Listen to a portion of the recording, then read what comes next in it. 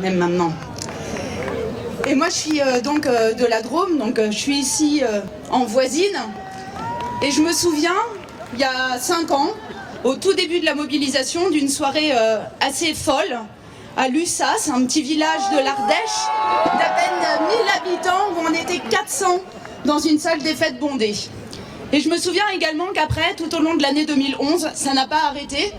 On était près de 20 000 à Villeneuve-de-Berg au mois de février 2011, plusieurs milliers encore à Donzère, quelques mois après, et on a projeté Gazland dans la moindre salle disponible. On a écrit, on a marché, on a alerté, et on a gagné, ensemble, la loi du 13 juillet 2011, dite loi Jacob. Et ensuite, on a continué.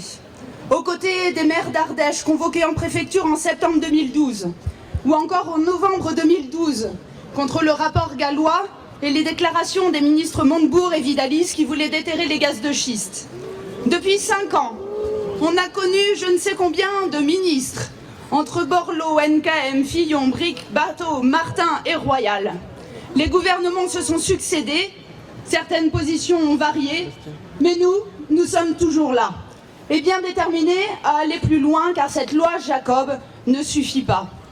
Car franchement, qui peut croire que Total irait explorer 4327 km² pour ensuite dire que finalement non, il ne va pas l'exploiter.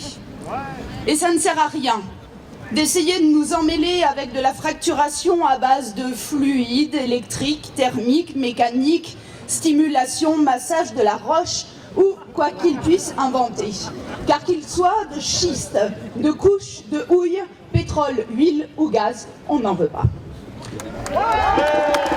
Il n'y a pas aujourd'hui d'autre méthode que la fracturation hydraulique. Et quelle que soit la méthode d'extraction, ce gaz, s'il est extrait, c'est bien pour être brûlé. Il dégagera donc des gaz à effet de serre, déréglant encore davantage le climat. Et elle est où là, la COP 21 ? C'est pour ça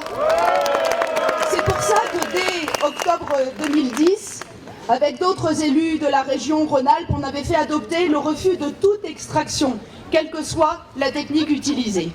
Mais ça, c'était avant Laurent Wauquiez. Monsieur Wauquiez, qui fort opportunément, le 12 février dernier, à l'occasion d'une visite en Ardèche, se dit soudain opposé au gaz de schiste. Sauf que, 2 jours plus tard, Luc Châtel appelait le même parti, les Républicains, à devenir, je cite, le parti du principe d'innovation plutôt que du principe de précaution, le parti du gaz de schiste, des OGM et des biotech. Tous ces gens vivent sur une autre planète, ils n'ont pas dû suivre nos débats, mais nous, notre planète, elle est ici. On ne lâchera rien comme nos camarades de lutte d'Insala en Algérie ou de la région de Kairouan en Tunisie, nos Gazaran, ni ici, ni ailleurs.